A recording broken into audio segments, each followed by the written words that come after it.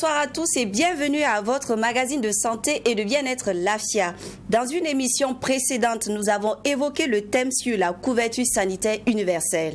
Ce soir, nous abordons la deuxième partie en mettant l'accent sur l'approche multisectorielle de la santé au Burkina Faso. Soyez donc attentifs aux propos de nos invités du jour.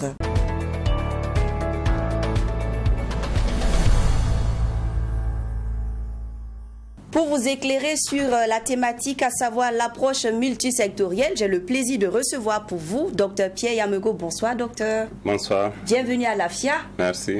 Dr Pierre Yamego est secrétaire technique couverture santé universelle. À ma droite, Monsieur Simon Kaboré. Bonsoir, Monsieur Simon. Bonsoir, madame. Comment allez-vous? Ça va. Bienvenue à Lafia. Lafia. Alors, Monsieur Simon Kaboré est directeur exécutif régional du réseau d'accès aux médicaments essentiels, le RAME. C'est bien ça? C'est bien ça. Ok, merci de votre fidélité à Lafia. Alors, un habitué de Lafia, lui, c'est Dr Mouni Niaoune. Bonsoir, docteur. Bonsoir. Vous êtes spécialiste en santé communautaire. Comment vont les populations? Bon, et ça va. Ça va, ça va. En tout cas, merci ici à tous de nous honorer de votre présence. Première question adressée au docteur Moumouni Niaoune. Quelle définition l'OMS donne-t-elle à la santé? Ok, alors merci. Selon l'OMS, la santé, c'est un ensemble de bien-être complet, physique, mental et social, qui ne se limite pas seulement à l'absence de maladie ou d'infirmité.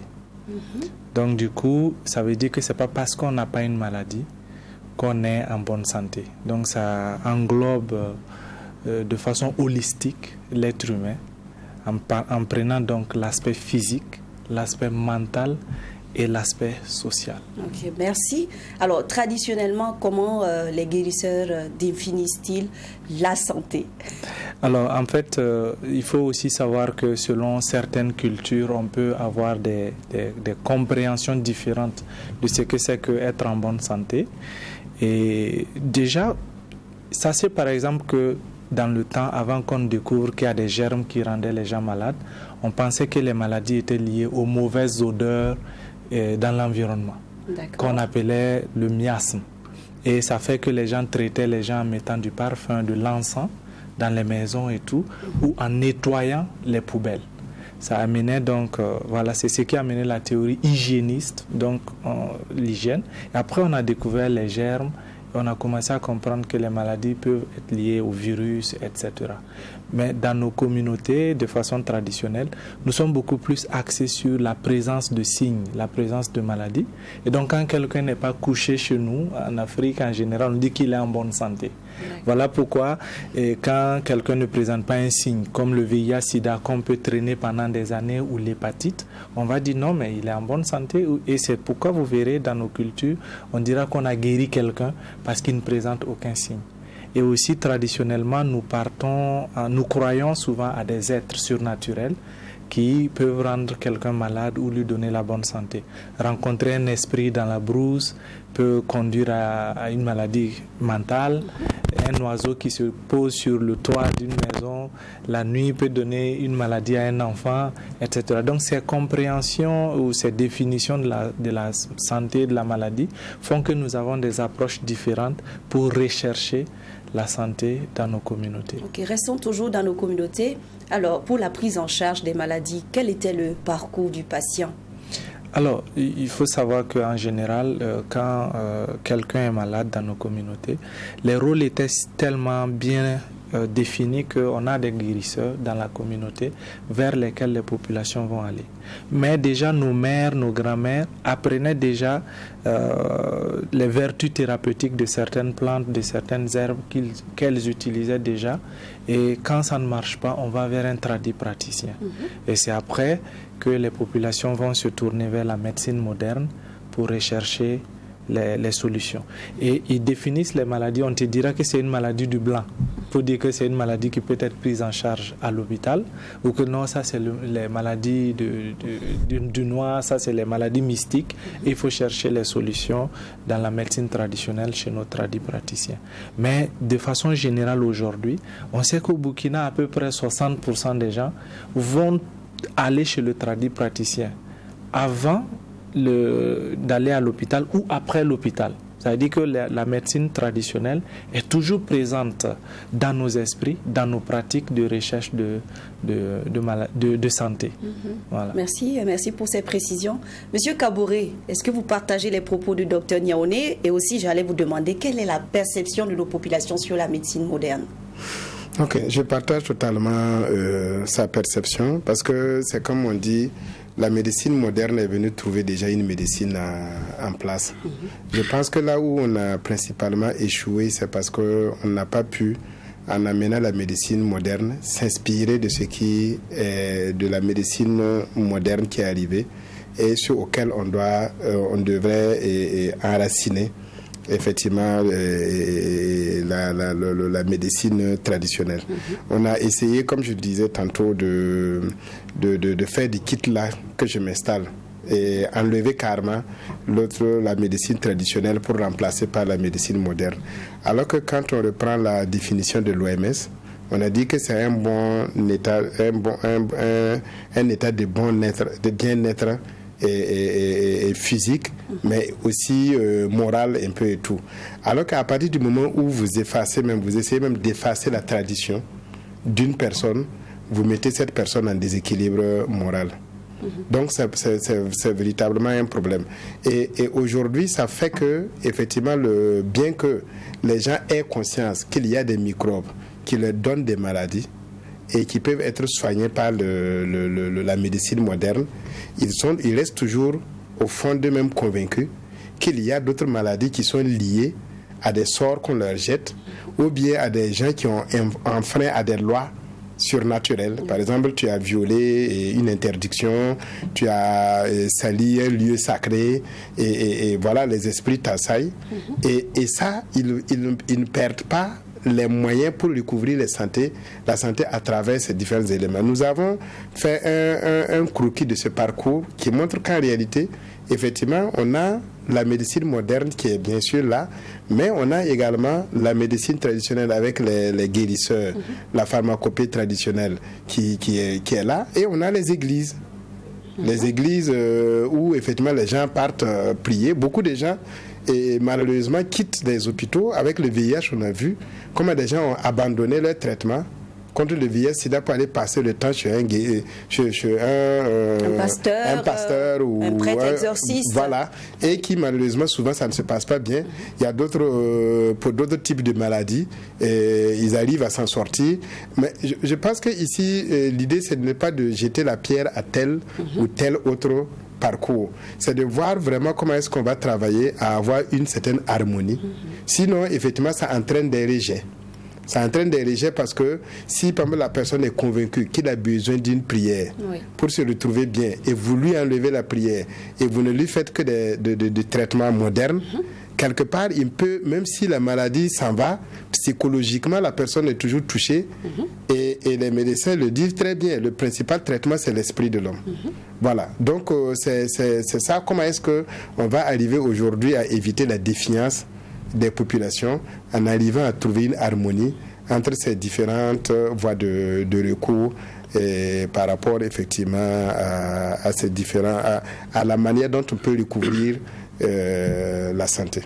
Donc, il faudrait en fait trouver une bonne conjugaison entre tout ça. Exactement. D'accord. Cela nous amène justement à aborder l'organisation du système de santé chez nous. Et pour cela, docteur Pierre est le spécialiste du jour. Alors, dites-nous, comment vous pouvez présenter le système de santé au Burkina Faso et surtout comment les soins sont organisés? Ok, merci bien pour l'organisation des soins au niveau du Burkina Faso. On a 3 domaines qui travaillent ensemble. Il y a le secteur privé, le secteur public et le secteur de la médecine traditionnelle et alternative. Et quand on prend le secteur public qui occupe peut-être à 90% le nombre de formations sanitaires, c'est organisé en 4 étapes, de sorte à ce que, on parlait tantôt du parcours du patient, de sorte à ce que dès qu'il y a les premiers symptômes d'une maladie, au moins au niveau communautaire, c'est la première porte d'entrée avec les agents de santé communautaire. Après, on a le premier contact où on peut avoir des agents de santé formés à la santé, à la médecine moderne, où c'est le district sanitaire qui est subdivisé en deux. Le centre de santé et de promotion sociale que tout le monde connaît bien et l'hôpital de référence. Et une fois que le malade franchit cette étape, en ce moment on fait appel à l'hôpital régional pour les soins et en tout hospitalier de premier recours. Et le dernier recours qui est au niveau universitaire qui se trouve vraiment, nous avons actuellement 14 sur l'ensemble du territoire. Nous avons près de plus de 2000 au niveau des centres de santé de premier contact et plus de 17 000, à peu près 18 000 agents de santé à base communautaire. Le privé, il est principalement développé dans les grandes villes comme Ouagadougou et Bobo-Dioulasso, et à un moindre degré dans d'autres villes. Et le privé également suit à peu près la même logique où on a par exemple le cabinet de soins infirmiers ou bien le cabinet de la sage-femme, après il y a la clinique, après il y a la polyclinique qui est un peu l'équivalent de l'hôpital universitaire. Tout récemment, avec ce qu'on disait tantôt sur l'implication de la médecine traditionnelle et alternative, le ministère de la Santé a en tout cas fait des progrès en la matière en faisant en sorte que nous avons déjà au sein de l'organisation administrative une direction dédiée à ça, la direction de la médecine traditionnelle et alternative qui organise ce secteur de telle sorte à ce que nous puissions effectivement travailler ensemble comme ils l'ont expliqué pour qu'il y a effectivement des maladies pour lesquelles il faut effectivement une bonne collaboration entre le moderne et le non moderne. Donc nous sommes dans cette dynamique et vous allez remarquer par exemple que dans des centres hospitaliers comme Tinkodougou, c'est annexé au CHR de Tinkodougou tout un centre dédié à la médecine traditionnelle et que les gens travaillent en bonne collaboration avec les agents de santé au niveau de ces centres. Donc l'esprit, c'est de pouvoir faire un passage à l'échelle, mais je dois préciser que ce n'est pas aussi facile parce que dans la médecine traditionnelle et alternative, il y a du vrai, mais il y a beaucoup du faux. La problématique qu'on pose aujourd'hui, c'est quand on demande par exemple à celui qui est détenteur d'un médicament qu'il pense que ça guérit et qu'on veut l'accompagner à mettre l'évidence selon laquelle le médicament guérit, là on se retrouve très souvent confronté à un refus total, soit parce que la personne pense qu'on veut voler ses idées, ou bien la personne pense que, dans tous les cas, c'est pas aussi évident que ça, ou bien la personne même triche, vaut mieux même ne pas aller à ce qu'on puisse certifier ce que tu fais. Mais je peux préciser qu'il y a des tradipraticiens qui sont bien suivis, qui travaillent avec les médecins et que leur recette c'est vraiment validé et ça est même dans les circuits de vente avec l'autorisation de mise sur le marché. En tout cas, on se rend compte que c'est une belle organisation qui est là, n'est-ce pas, M. Kabouré?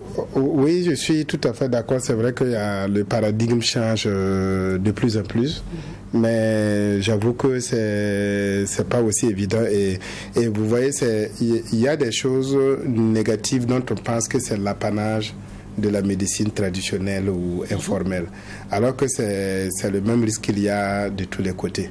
Au niveau de la médecine moderne, au niveau des médicaments, on a des bons médicaments comme il y a des faux médicaments qui tuent.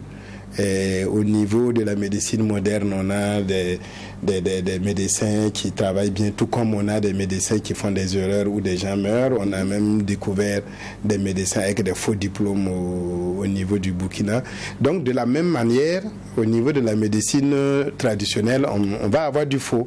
Mais il ne faut pas que ça soit comme on le dit, on utilise ça comme le principal motif pour dire il ne faut pas aller vers cette médecine. Bien sûr. Voilà. Et quand je prends effectivement le peu d'ouverture des tradipraticiens, je dirais, entre griffes, c'est souvent justifié. Parce qu'il y a des fois où tu livres ton secret et ceux qui ont maintenant les moyens techniques de bien argumenter, de bien développer les trucs, s'approprient ton bien et toi, tu te retrouves sans rien. C'est quel cadre légal on a conçu pour montrer à un praticien qu'il peut effectivement livrer le secret de son médicament et qu'il y ait des retombées après. Il y a le système de brevets et autres qui ont été développés et qui fait qu'aujourd'hui les firmes pharmaceutiques s'enrichissent grandement.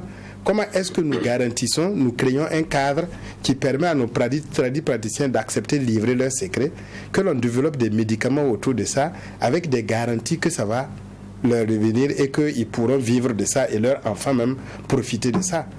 C'est ça. Et autre élément, il faut qu'on soit dans le paradigme qu'il y a un niveau où la médecine traditionnelle ne pourra jamais marcher comme la médecine moderne, aussi scientifiquement, où l'on va montrer par A plus B.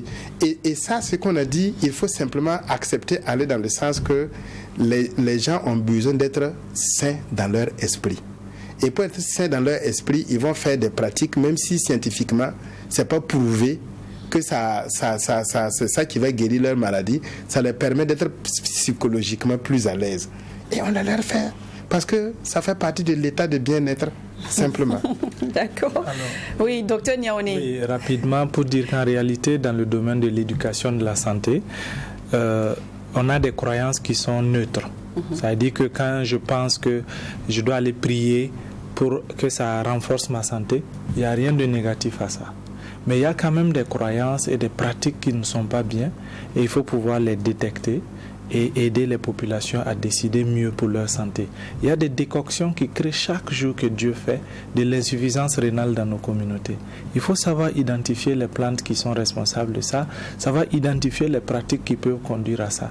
Donc aujourd'hui, l'une des plus grandes innovations que nous pouvons faire dans le domaine de la santé, c'est de trouver la convergence et la complémentarité entre la médecine moderne et la médecine traditionnelle. Parce qu'il y a une notion extrêmement importante qu'il faut ressortir quand on parle du circuit des patients dans nos communautés, qu'on appelle les 3 retards. C'est-à-dire le retard même de prendre la décision de consulter, le retard d'arriver au niveau du centre de santé, ensuite le retard de prise en charge à l'intérieur du centre de santé. Donc quand on perd du temps à chercher des traitements en dehors du système de santé moderne, ça peut être positif comme négatif. Mais très souvent, on reçoit les malades au niveau des centres de santé qui sont déjà assez malades, dans des stades assez avancés, qui rendent difficile leur guérison. Donc il faut le signifier et faire en sorte que les praticiens, par exemple, apprennent à identifier certains signes de danger, certains signes d'urgence, pour que quand le malade vient, il soit rapidement convoyé vers les centres de santé modernes pour la prise en charge de leur maladie. À vous entendre, on se rend compte que les défis sont énormes. Ce qui est positif, c'est qu'il y a une prise de conscience. Donc, on est sur la bonne voie, n'est-ce pas, Dr Pierre? Oui. En fait, il y a beaucoup de choses qui sont réalisées. Peut-être qu'on ne communique pas assez sur ce qui se passe sur le terrain.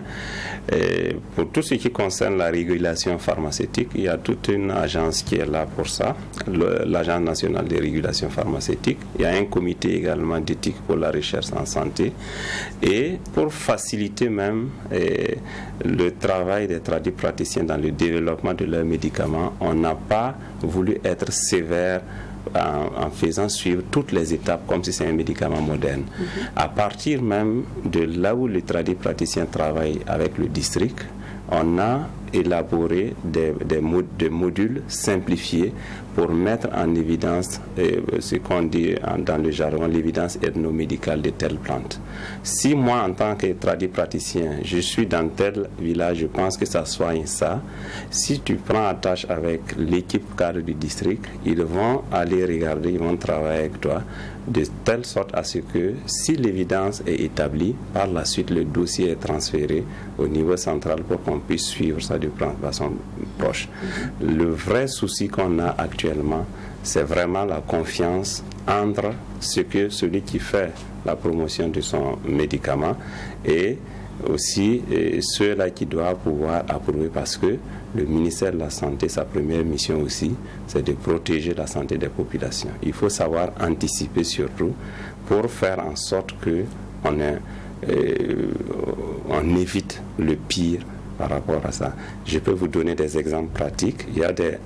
Il y a certains qui peuvent aller dans les pharmacies privées, prendre des médicaments modernes, par exemple un antipaludique, ils vont écraser ça et mélangé à des décoctions ou bien de la poudre, et il vous donne. Dès que tu prends le médicament en décoction et tu avales, tu as effectivement la réaction comme si tu as pris un vrai médicament. Et si tu avais le palu, tu vas dire que tel tradipraticien là, vraiment il est efficace. Il est quoi? Mais la problématique qui se pose, c'est qu'il faut qu'il y ait une démarche et que les gens soient d'accord qu'on puisse suivre la démarche ensemble, de sorte à identifier effectivement pour telle plante, voici le principe actif, voici comment ça réagit, voici effectivement, est-ce que ça ne fait pas beaucoup plus du mal? Il a parlé de l'insuffisance rénale, il y a d'autres organes, parce que la problématique, quand tu avales un médicament, dans le jargon, tout médicament est un poison, même le paracétamol. Ce qui est important, c'est de pouvoir faire le rapport bénéfice-risque en administrant ce médicament et en ayant à l'esprit que dès que tu prends tel médicament dans l'organisme, voilà comment ça va se comporter jusqu'à ce que ça sorte. Donc il faut prendre la peine en fait de lire la posologie, c'est ça? Exactement. D'accord. Et puis respecter le dosage Exactement. Prescrit, c'est ça? Ok, alors c'est très bien. Moi j'allais vous demander quelle est la place du politique dans la gestion de la santé au Burkina Faso? Pour la politique, en réalité, la politique donne les orientations en matière de santé des populations. Tout régime qui arrive a besoin de dire voilà, en matière de santé des populations, nous voulons ça. Merci. Alors, avant de poursuivre toujours avec nos invités, je vous propose à présent de suivre le reportage avec le docteur Joël Kiendobego. Lui, il nous parle de l'économie de la santé. Faire en sorte que tous les individus aient accès aux services et soins de santé, malgré les difficultés financières, c'est l'objectif visé à travers la mise en place de la couverture universelle en matière de santé CSU. En d'autres termes, les questions financières ne doivent plus être un handicap pour l'accès à un centre de santé au Burkina Faso. L'économie de la santé, c'est d'abord une discipline de la santé publique. Et c'est une discipline assez jeune, donc, qui est née dans les années 1960 donc, aux États-Unis. Voilà, donc, il y a un prix Nobel, Kenneth Arrow, donc, qui a montré que la santé avait un certain nombre de spécificités.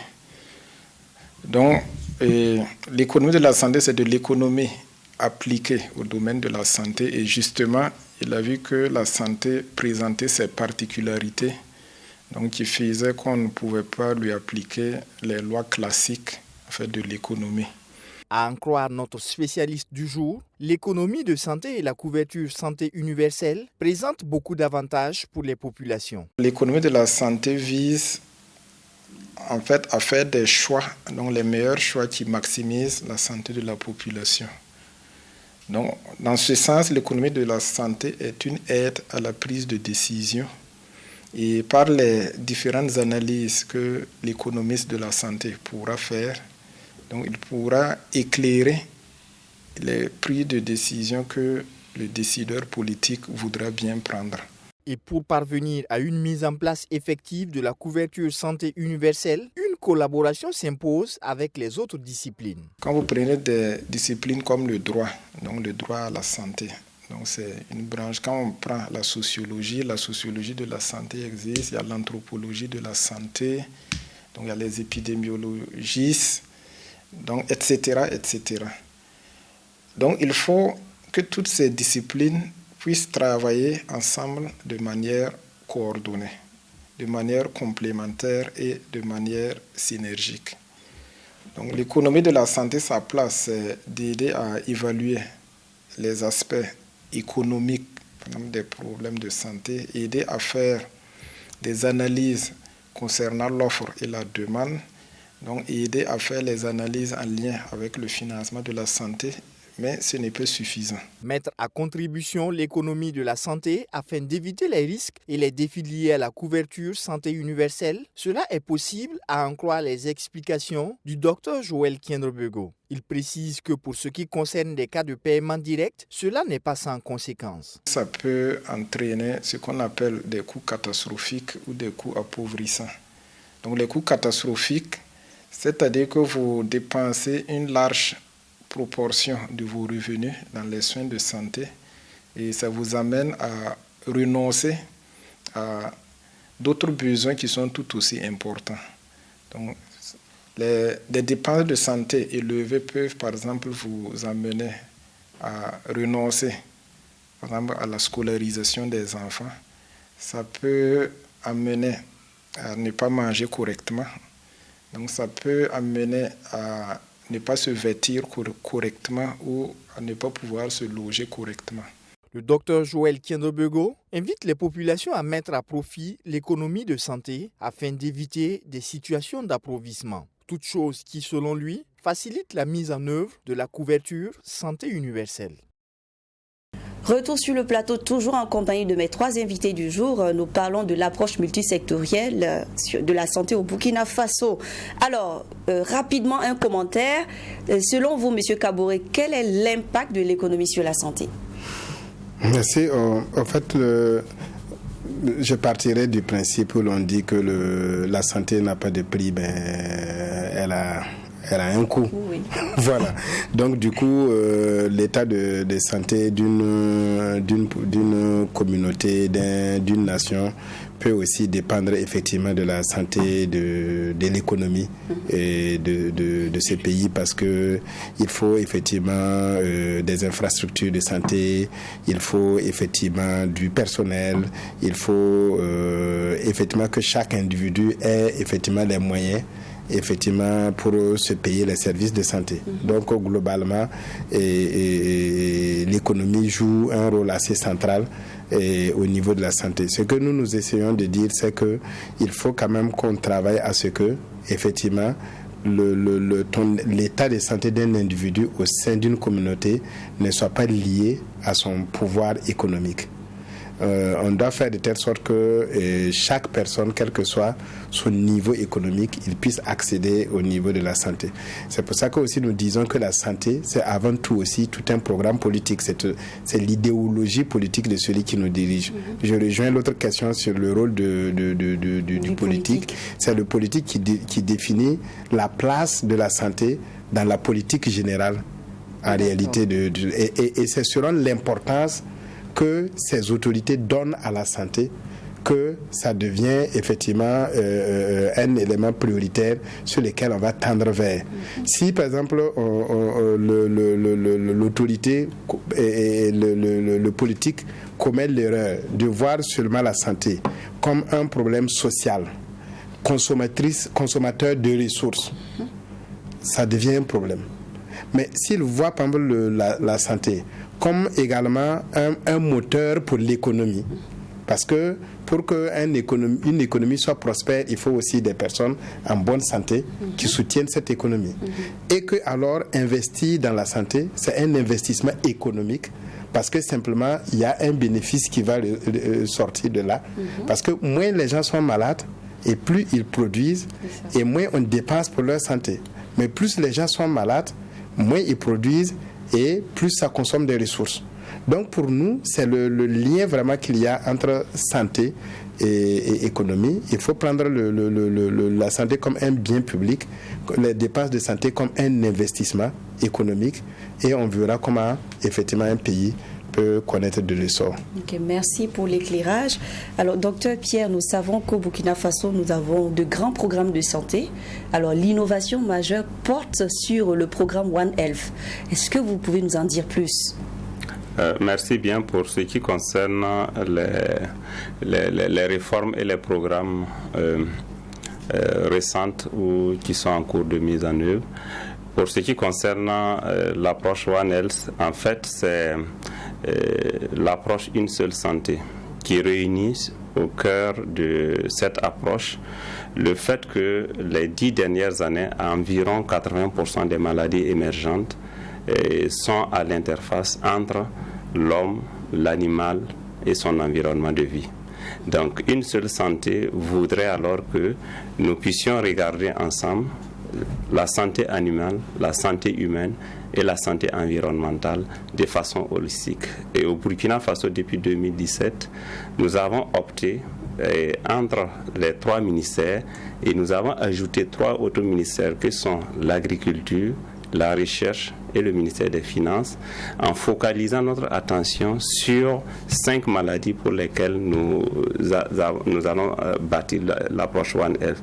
C'est la rage, c'est la grippe aviaire hautement pathogène, c'est la brucellose, c'est le charbon bactéridien, c'est la fièvre jaune. Donc, ces 5 maladies sont au cœur de ces 3 départements ministériels clés. Et par la suite, nous avons ajouté tout récemment le coronavirus, plus également d'autres affections courantes comme la sécurité sanitaire des aliments, ainsi de suite. Et nous l'avons structuré de telle sorte à ce que l'approche One Health, qui est en cours de construction et en même temps de mise en œuvre, nous mettons l'accent beaucoup plus sur l'aspect communautaire pour faire en sorte que les communautés, je prends le vétérinaire, je prends le forestier, je prends l'agent de santé communautaire, je prends le technicien en agriculture. Les 4 acteurs doivent se parler sur le terrain de sorte à surveiller de façon conjointe, à partager des informations pour pouvoir en tout cas détecter à temps et nous permettre de faire une riposte de façon multisectorielle avec les différents départements ministériels que j'ai cités tantôt. Donc, c'est vraiment une approche ça a été une recommandation d'ailleurs de l'évaluation du règlement sanitaire international au Burkina en 2017 et l'équipe conjointe qui a fait cette évaluation en recommandation, c'est de pouvoir mettre en œuvre l'approche One Health pour pouvoir parvenir à un environnement beaucoup plus sécurisé dans le domaine de la sécurité sanitaire mondiale. Okay. Alors, dans les propos du Dr Pierre, l'expression est sortie. L'approche multisectorielle, quelle définition claire et simple donnée à nos téléspectateurs? Docteur Mouni d'abord. Alors non, c'est de dire simplement que dans votre santé est liée à plusieurs facteurs conjoints. Ce que vous mangez, là où vous dormez, les moyens de transport, et que quel que soit le secteur de la vie humaine, il y a de l'influence sur la santé. Donc la multisectorialité, c'est lorsque les acteurs se mettent ensemble pour réfléchir sur comment prendre des actions qui vont améliorer la santé. Si vous impliquez, par exemple, si vous mettez dans le curriculum des écoles des leçons sur le tabac, des leçons sur les maladies qui permettent aux individus de comprendre mieux comment ils tombent malades et comment les éviter.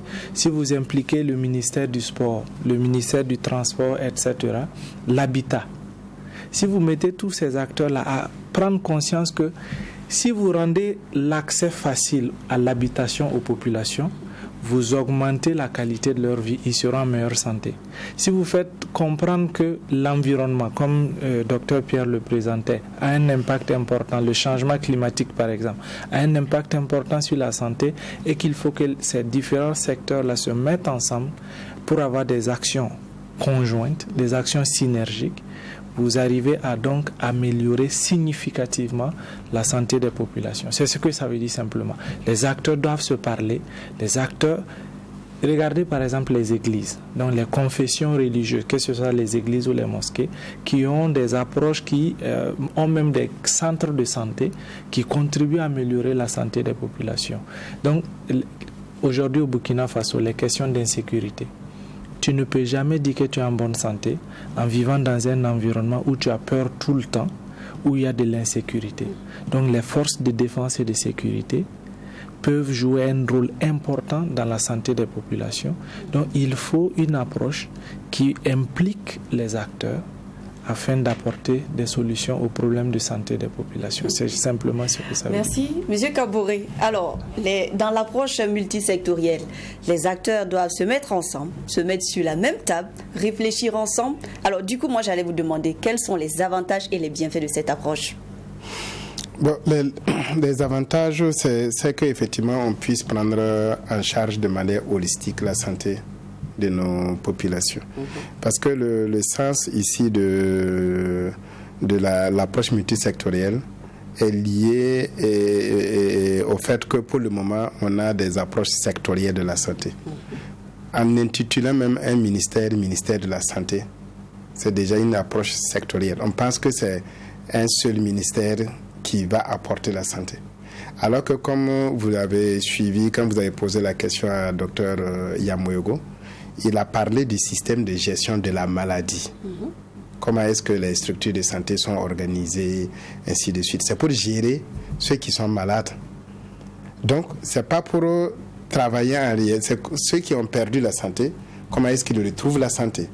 Mais ceux qui sont en bonne santé, comment est-ce qu'ils gardent toujours leur état de santé? Qui s'en occupe? Ce n'est pas le même ministère. C'est qui alors? C'est là que l'approche multisectorielle a tout son sens aussi. Parce que, comme il l'a dit, il y a tellement de phénomènes, l'alimentation, la circulation, l'insécurité qui concourent un peu qui concourent vraiment à la santé.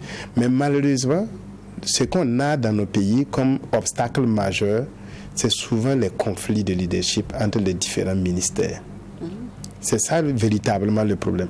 Comment amener les ministères souvent à s'asseoir ensemble et travailler pour que chacun lâche un peu de ses prérogatives pour que quelqu'un d'autre aussi puisse agir. Quand on prend rien que simplement le problème du paludisme, rien que le problème du paludisme, on sait qu'il y a le problème des moustiques. Les moustiques, ça se traite beaucoup plus au niveau de l'assainissement. L'assainissement, ça relève du ministère de l'administration territoriale avec les mairies, ainsi de suite. Et vous allez voir que s'il y a de l'argent pour faire de l'assainissement, dans le but de lutter contre le paludisme, le ministère de la Santé dira non, c'est à moi. Voilà. Et on a eu le même problème avec l'assurance maladie universelle, où on a eu le conflit d'intérêt entre le ministère de la Santé, le conflit de leadership entre le ministère de la Santé et le ministère de la Protection sociale. Le ministère de la Santé disant non, c'est assurance maladie, donc c'est moi. Et le ministère de la Protection sociale qui dit non, c'est de la protection sociale, donc c'est moi. Et du coup, il y a donc la principale difficulté de mettre en place l'approche multisectorielle, c'est véritablement le conflit de leadership, parce qu'il n'y a aucun ministère qui peut se permettre que l'autre soit au-dessus de lui. Et c'est pour ça que nous disons il faut alors qu'il y ait un leadership au-dessus de tous ces ministères qui mettra tout le monde d'accord en leur disant, par exemple, il a parlé de la politique nationale de santé, mais aujourd'hui, je pourrais dire que c'est vrai, la politique nationale de santé, c'est un programme gouvernemental, mais qui regarde la politique nationale de la santé, c'est uniquement le ministère de la Santé. Et à la limite, le ministère aussi des Finances, parce que c'est eux qui financent, mais est-ce que le ministère de l'Agriculture regarde la politique nationale de santé? Est-ce que le ministère de la Sécurité regarde la politique nationale de santé? Ce n'est pas du tout évident. Est-ce que le ministère de l'Éducation regarde la politique nationale de santé? Donc, c'est véritablement comment est-ce qu'on va alors avoir une politique nationale de santé multisectorielle qui engage chaque ministère, où chaque ministère sait dans cette politique quel est le rôle que je joue. D'accord. Et comment cela est coordonné effectivement de manière supra-ministérielle. Je pense que c'est le gros enjeu que nous avons aujourd'hui, et je pense que comme on est dans l'ère de la refonte de l'État, nous espérons que ça fera partie des réflexions qui vont être bientôt entamées pour que nous ayons une approche vraiment holistique de la santé au Burkina. Okay. Docteur Pierre. Je pense qu'il y a des points sur lesquels on peut s'accorder, mais il y a des points sur lesquels je pense que ça nécessite encore plus de clarification. Il y aura toujours des positions de leadership dans un gouvernement. C'est normal. Et à partir du moment où vous avez des acteurs, vous avez plus de 10-20 personnes avec un découpage, il y aura toujours des questions de leadership. Ce qui est important à mon avis, si on est d'accord que la définition de la santé telle qu'il a donnée, ça ne s'arrête pas au système de soins curatifs. Dans les formations sanitaires, ça veut dire que le leadership de la santé revient toujours au ministère de la Santé. Parce qu'il n'y a pas de définition. Et la définition, elle va au-delà du secteur curatif où les formations sanitaires offrent les prestations. Ce qui est important, c'est de pouvoir combler le gap en faisant en sorte que les autres acteurs clés du développement, du bien-être là, puissent effectivement jouer leur partition. En ce sens, je serai parfaitement d'accord que si vous prenez l'exemple du paludisme, il faut qu'au niveau du ministère de la Santé, que les directives soient clairement établies pour que les opérateurs de mise en œuvre, que sont en majorité les mairies, pour pouvoir se rendre compte que voilà, si vous laissez un caniveau, les caniveaux à ciel ouvert avec des eaux stagnantes, c'est des moustiques et c'est ça qui va entretenir le paludisme. L'autre aspect que je voulais préciser, c'est surtout l'engagement individuel et communautaire. L'approche multisectorielle doit être basée même sur d'abord l'engagement de la communauté. Nous sommes tous des acteurs et nous vivons tous en communauté. Chacun devrait faire en sorte que dans sa famille du moins, dans son biotope immédiat là, adopter ce qu'on appelle ne serait-ce que un certain nombre de comportements favorables à la santé. Mais je précise que le ministère de la Santé reste toujours le leadership en matière de définition, d'orientation des règles, des directives. Et les autres acteurs viennent pour pouvoir augmenter et en fait tenir le pan. Pour la question de l'assurance maladie universelle, je pense que c'est quelque chose qui a été réglé définitivement lors d'une session en 2019. Étant un établissement de prévoyance sociale, et ça reste au niveau du ministère en charge de la protection sociale. Certes, ça peut changer de lieu en fonction du politique. C'est le politique qui décide. On peut décider, comme dans d'autres pays, que la caisse d'assurance soit affiliée au ministère de la Santé.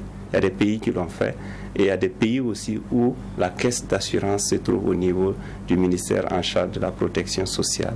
Ce qui est important, c'est surtout la collaboration, la mise en place des comités de telle sorte à ce que chacun puisse pouvoir travailler.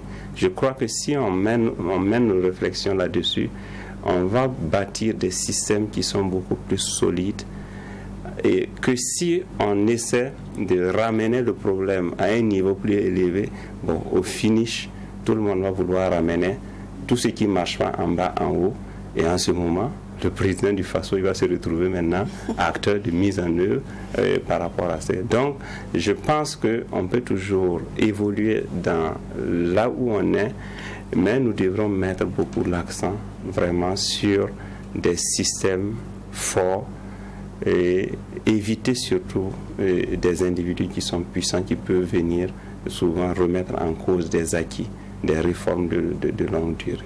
Docteur Niaoune, oui, avant de vous donner la parole, oui. Monsieur Kabouri. Alors, oui. L'un des avantages majeurs de l'approche multisectorielle, c'est que ça permet aux gens de se parler et de même faire une utilisation rationnelle des ressources limitées que nous avons dans nos pays.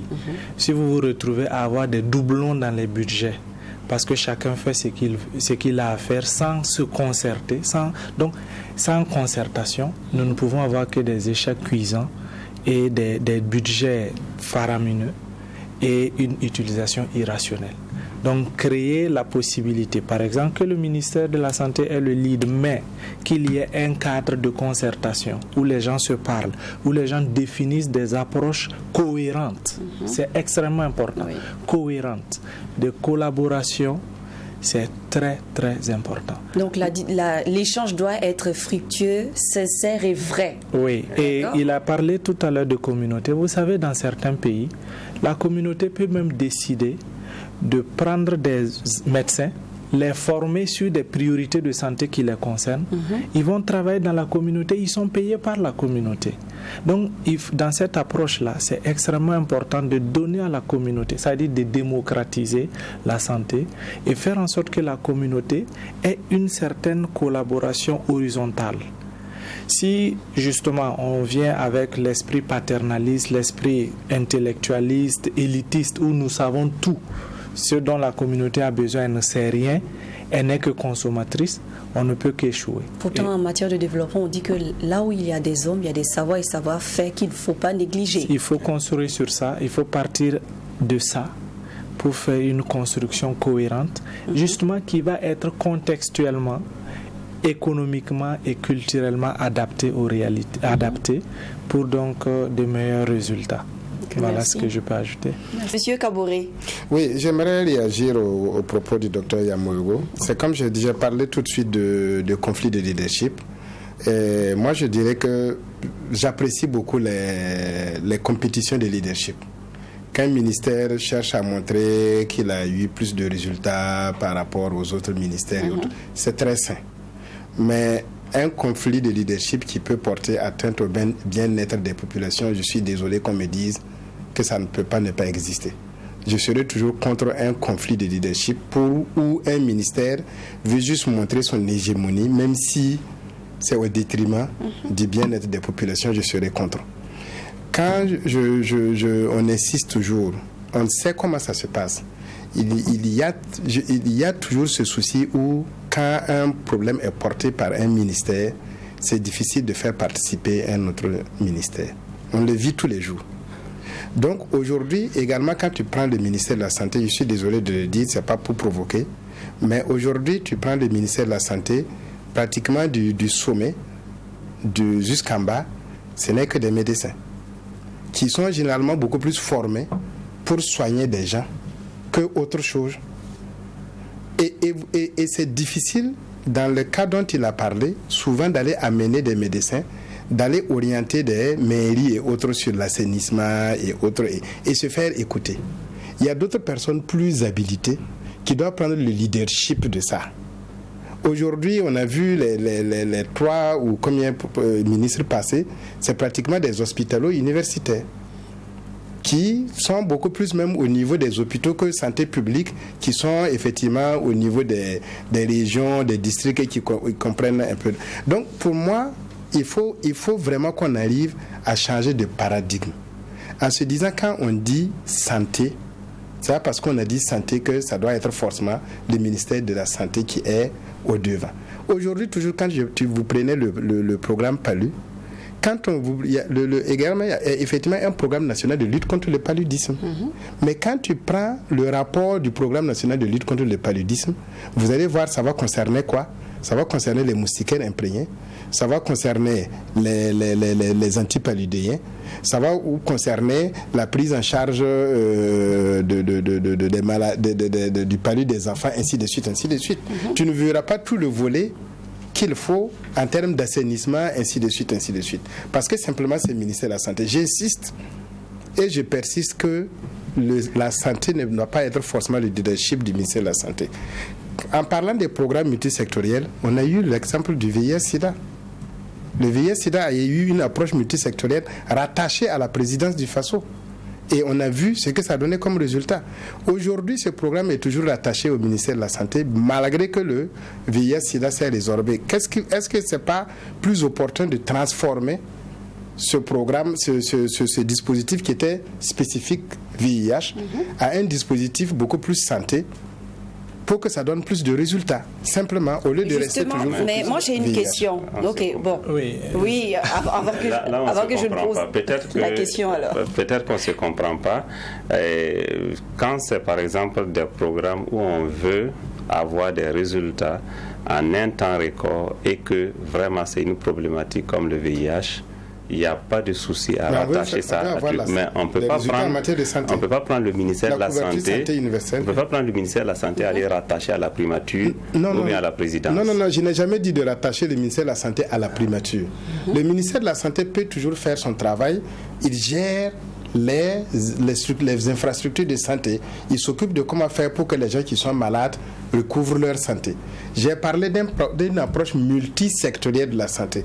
Le ministère de la Santé jouerait toujours son rôle, mais qu'on donne un autre leadership avec un autre paquet d'activités qui dépasse ce que le ministère de la Santé fait aujourd'hui. On va visualiser les choses tout à l'heure. Oui, mais en fait, non, je pense que mon voisin justement définit l'erreur que pour moi le ministère de la Santé peut-être fait, qui est l'approche hospitalo-centrée, qui est beaucoup sur la médecine curative, qui est beaucoup plus une vision maladive, d'accord, de la maladie, de la santé plutôt, où c'est maladie. Sinon, quand on parle de couverture sanitaire universelle, ça veut dire déjà qu'on n'est plus dans les hôpitaux.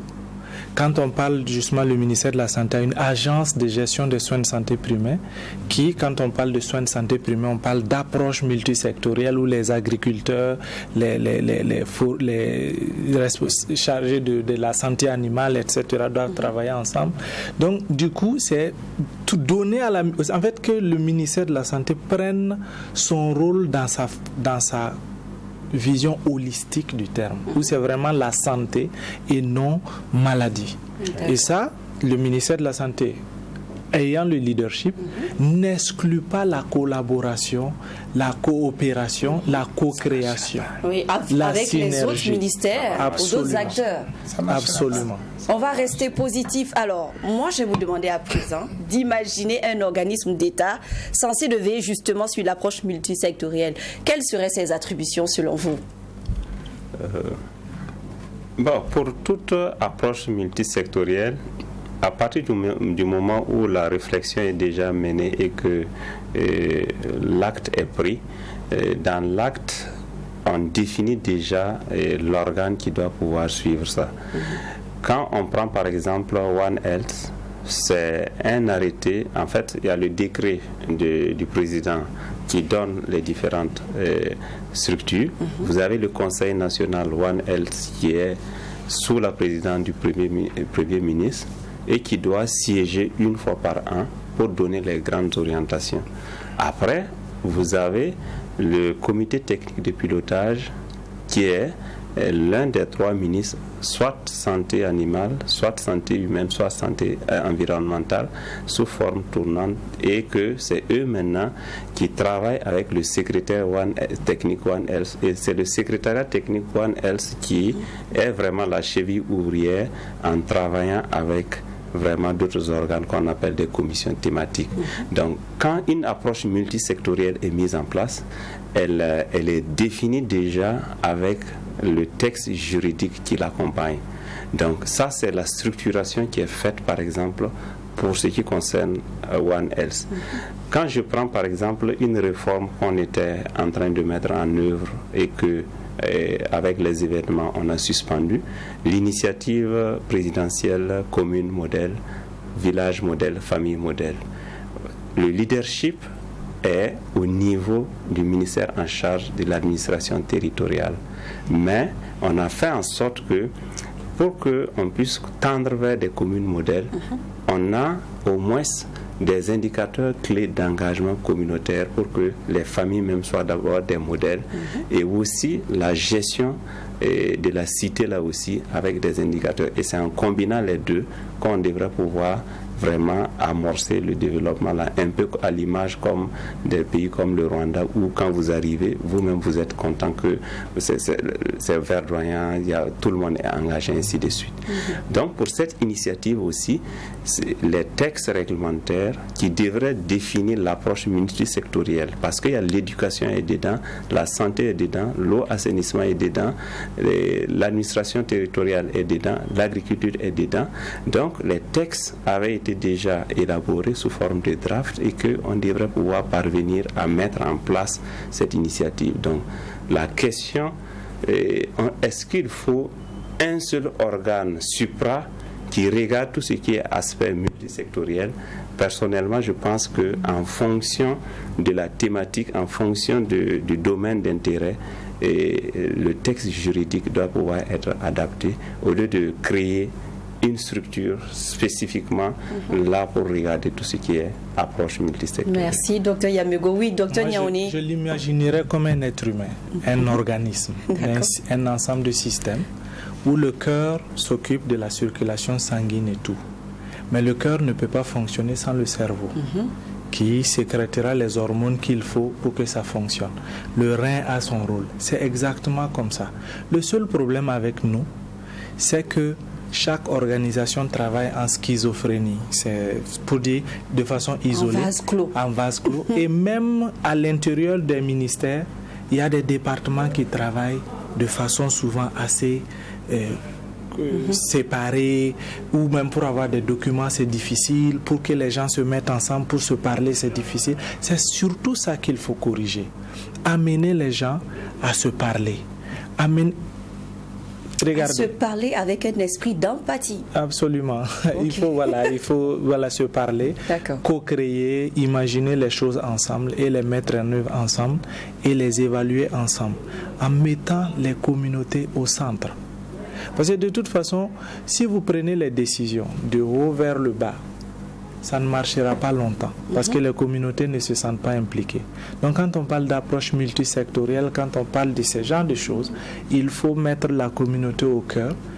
Prendre, les Anglais disent bottom-up, c'est-à-dire de la base vers le haut, impliquer les gens pour que les décisions soient mieux acceptées et que les activités se fassent ensemble. Donc pour éviter aussi qu'il y ait en fait de la lourdeur et pour la mise en place de ces cadres de concertation, qu'est-ce qu'il faut faire? Quels sont les acteurs à impliquer, M. Kaboré?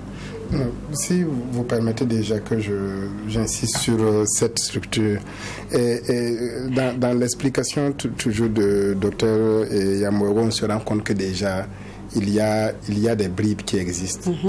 Comme je l'ai dit tout de suite, on a déjà le VIH-Sida qui est à un niveau multisectoriel.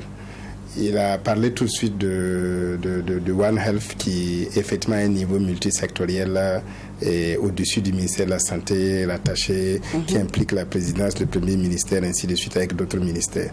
Il a parlé de l'initiative présidentielle commune moderne qui est placée sous le leadership du ministère de l'administration territoriale. Mais est-ce qu'on se rend compte qu'on est en train de parler de la santé de la même population? Et on est déjà en train de fragmenter encore les approches multisectorielles. Et c'est là, je dis, ça va encore créer d'autres problèmes. Alors, c'est quoi vos recommandations, M. Kaboré? Tous ces éléments, je ne vois pas pourquoi est-ce que ça doit exister de manière disparate. Parce que la commune moderne, quand vous allez l'engager, vous allez parler des questions du VIH-Sida, par exemple. Vous ne pouvez pas aller parler de la santé communautaire sans évoquer par exemple le VIH-Sida, sans parler des éléments du One Health dont il a parlé. Comment est-ce que déjà on ne peut pas imaginer que ces différentes initiatives se retrouvent et qu'on ait une approche globale? J'ai déjà précisé. Mais ne pensez-vous pas que dans votre façon de voir les choses, on risque de compliquer davantage le système? Pas du tout. Pas du tout. C'est comme j'ai dit, je n'ai jamais demandé à ce qu'on prenne les prérogatives du ministère de la Santé pour envoyer à un niveau plus élevé. J'ai simplement dit, il peut y avoir une approche, une politique de multisectorielle de la santé et chaque secteur ministériel connaît son rôle et est chargé de mettre en œuvre. Cette structure suprême dont je parle ne fait que de la coordination. Il veille à ce que chacun joue son rôle en harmonie avec les autres. Ce n'est pas un organe de mise en œuvre dont je parle. C'est un organe beaucoup plus qui aura le leadership pour veiller à ce que chacun joue son rôle et à veiller à ce que ça soit complémentaire entre les différentes structures. Ça peut se faire et c'est tout à fait le rôle d'un premier ministère ou bien c'est tout à fait le rôle d'un cabinet. Alors vous avez parlé de rôle de veille. Est-ce que cela ne pourrait pas être confié à des OSI que vous êtes? Non. Et il faut une structure qui peut imposer les choses à faire. Sinon, si c'est juste faire la veille, nous le faisons, on va dire, mais est-ce qu'on va nous écouter? Est-ce que ça risque pas d'être le chien qui aboie et la caravane passe? Je ne le pense pas parce que vous êtes sur le plateau et c'est sûr en fait que les premières autorités sont en train de nous suivre en ce moment. Oui. Moi, je retiens en tout cas qu'au Burkina Faso, la richesse, c'est surtout les hommes et les femmes. Et donc, on est tous. Oui, c'est le cas. Voilà. Donc, ce qui reste à faire, c'est que nous sommes tous d'accord que l'approche multisectorielle s'impose. Oui, pour une bonne gestion du système sanitaire. Oui. Voilà. Quel que soit le ministère. Oui. Je suis tout à fait d'accord avec vous. Moi, je pense que nous avons atteint vraiment notre objectif. Nous sommes arrivés à éveiller les consciences. Les réflexions vont se poursuivre. Peut-être que pour une troisième partie, on va inviter d'autres acteurs cités au cours de notre émission pour pouvoir continuer le débat dans l'espoir en fait que nous arrivions à bâtir un monde meilleur où il fera bon vivre pour tous les Burkinabés en pleine santé et dans la tête et physiquement et psychologiquement et j'en passe, n'est-ce pas? En tout cas, merci d'être venu. Merci pour votre lumière. On se dit à très bientôt pour continuer le débat. Allez, bonne soirée.